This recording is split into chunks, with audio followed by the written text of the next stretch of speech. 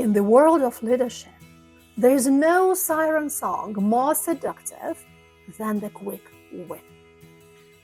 The immediate profit boost, the fast solution, the quarterly report that makes everyone look like a hero. We are addicted to the short-term fixes.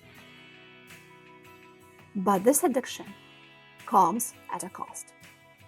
It's a silent pact we make with the future, trading sustainable success for immediate relief.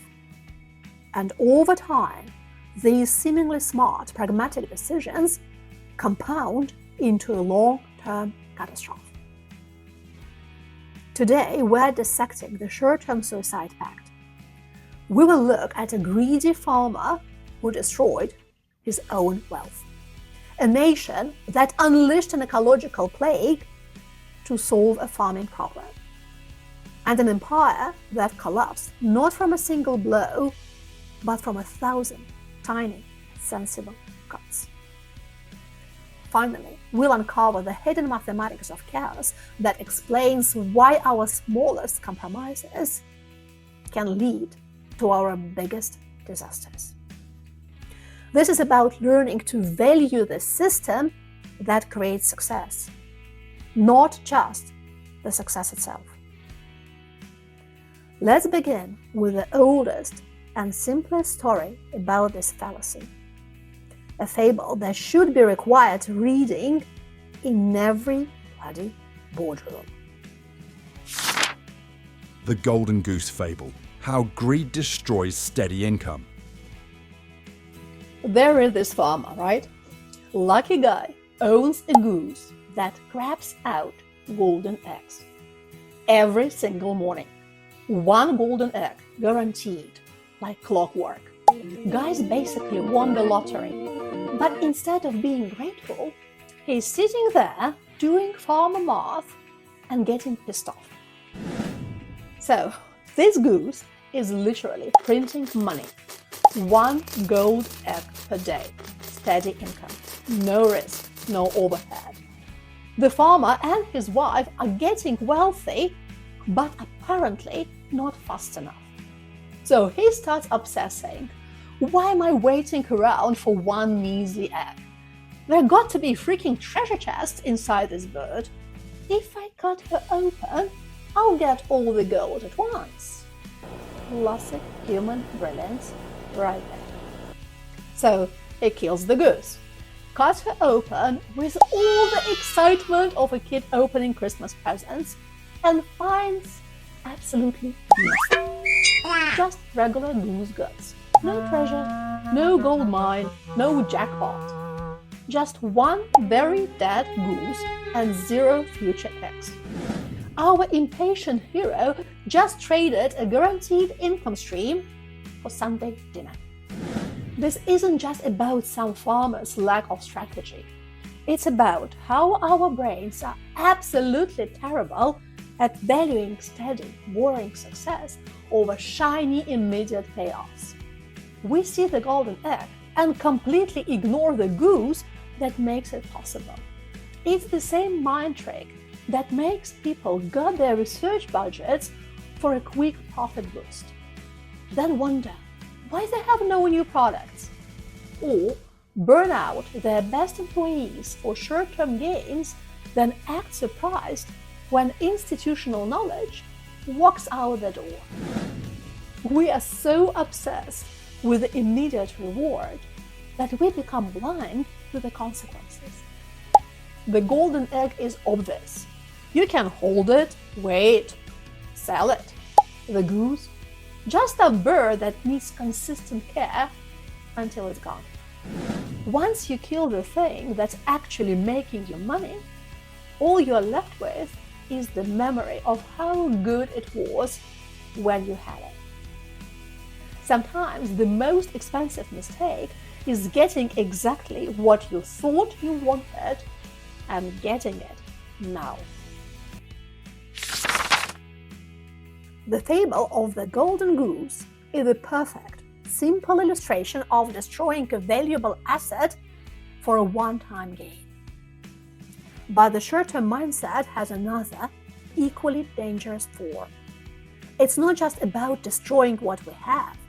It's about introducing a quick fix that you think will solve the problem, only to discover you've unleashed a monster that creates 1,000 new ones.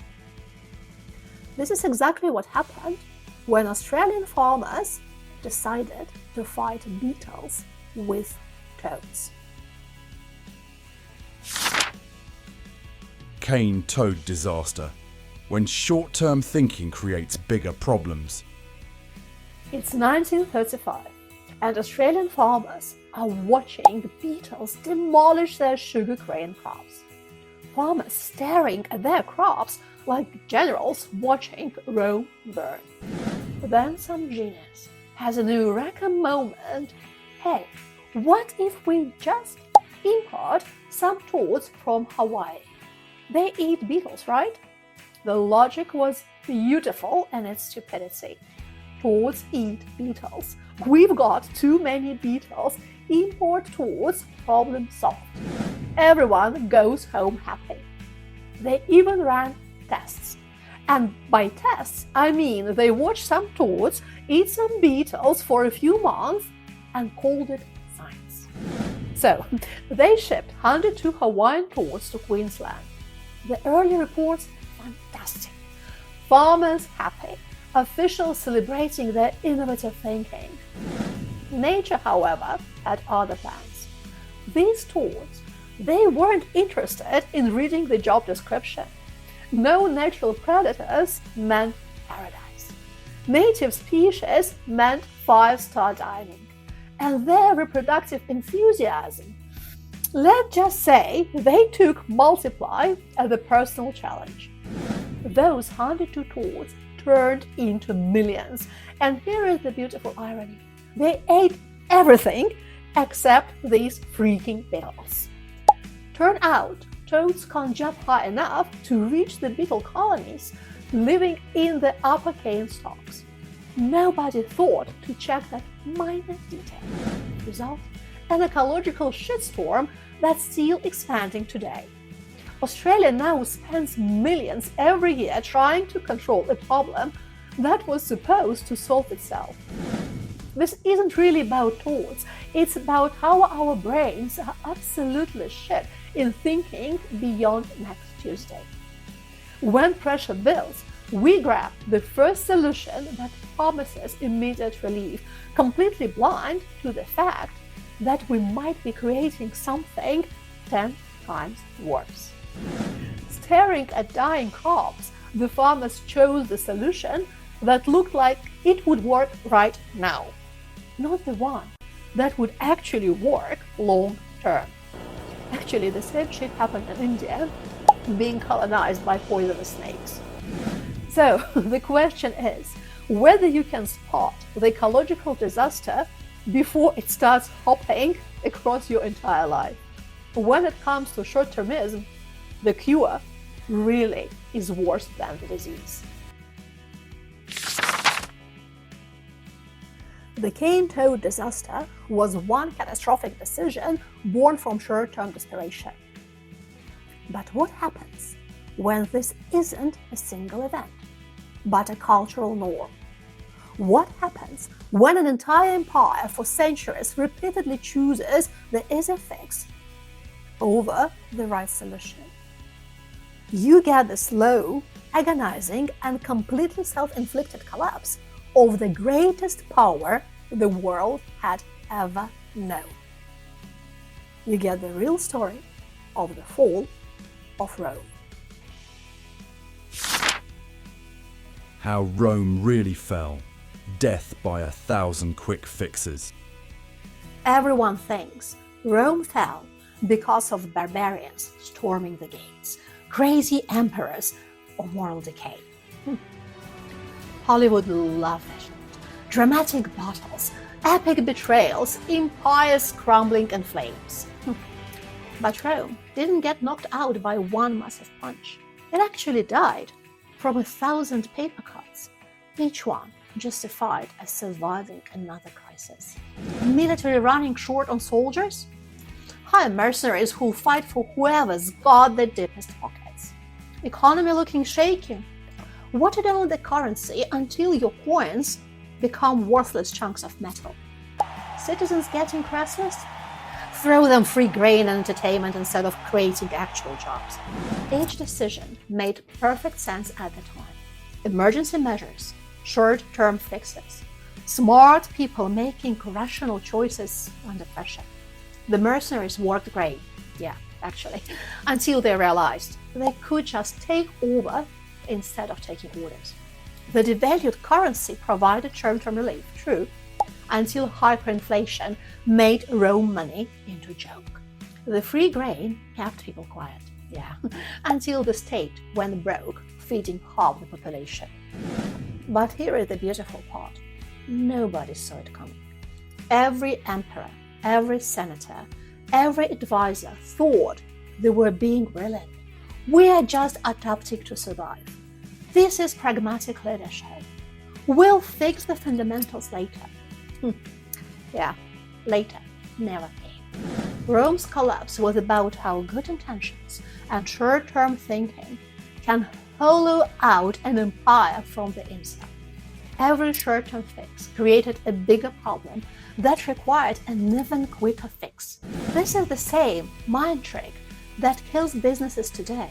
That short-term solution that somehow becomes permanent culture. Those quick fixes that end up breaking everything else because nobody thought about what happens next. We are brilliant at solving immediate problems while creating systemic disasters. Rome had barbarians at the gates, true, but the real enemy was inside. The accumulated weight of 1,000 smart decisions that were actually dumb as hell. Every Roman leader thought they were saving the empire, just like every business founder who cuts corners just this once. Short-termism, or the illusion of quick wins, denies your future. So now you know. We've seen the devastating results of short-term thinking. But why is it so powerful?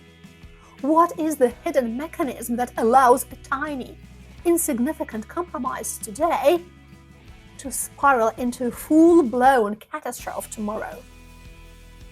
The answer wasn't found in a history book or fable, but by a meteorologist who just wanted a cup of coffee, and in doing so, accidentally discovered the mathematics of chaos. Edward Lorenz and the coffee break that created chaos theory. You know, that idea that tiny changes can create massive consequences. It was actually found by accident in 1961 by a meteorologist who just wanted to grab a coffee. Edward Lorenz is running weather simulation in one of those massive room-sized computers that made sounds like angry robots.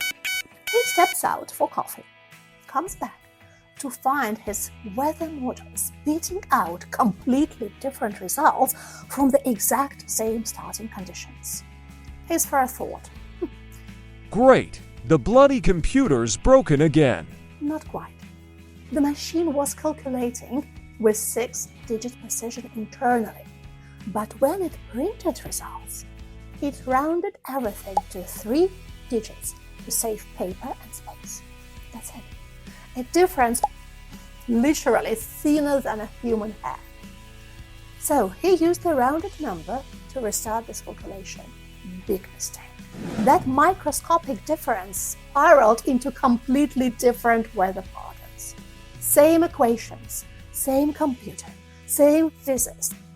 But that tiny change made the virtual weather system go absolutely mental. That coffee break accidentally uncovered something that freaked out the entire scientific community. Some systems are so sensitive that the smallest change can explode into massive differences. It's not a bug, it's a feature of how complex systems actually work. This is the same that happens in businesses and lives. You make one tiny compromise, cut one small corner Ignore one seemingly insignificant detail. It's just this once. It won't matter. Nobody will notice. But complex systems don't give a damn about your intentions. That tiny decision ripples through everything, creating consequences you never saw coming. The rounding error wasn't the problem. It was the revelation that the system was way more fragile than anyone imagined. Laurent's accidental discovery led to his famous presentation. Does the flap of a butterfly's wings in Brazil set off a tornado in Texas?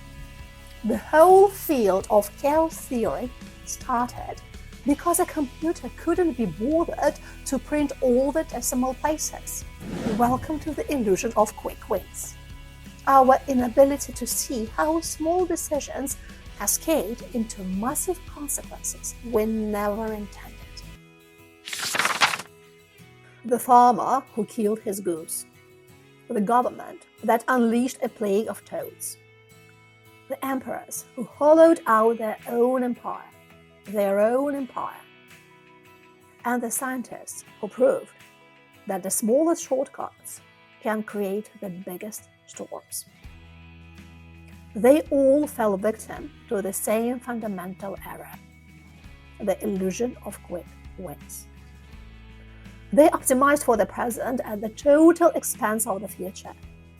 They valued the golden egg, but not the goose, the immediate fix, but not the long-term consequences, the tiny rounding error, but not the integrity of the system.